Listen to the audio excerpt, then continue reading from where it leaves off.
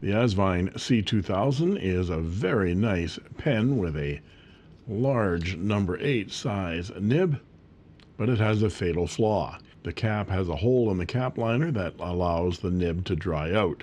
So let's fix that right now. Step 1, take off the top finial.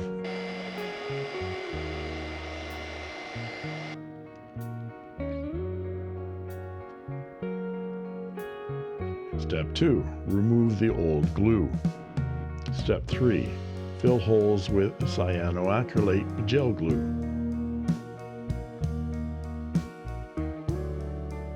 Step 4, let it dry for 48 hours.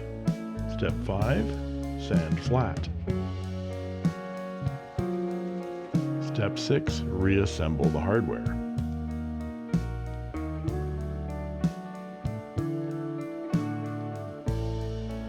Step 7, add a thread sealer to the threads.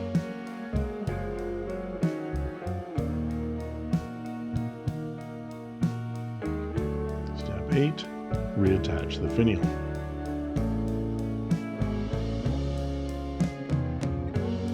And step 9, align the clip with the V in Asvine and tighten.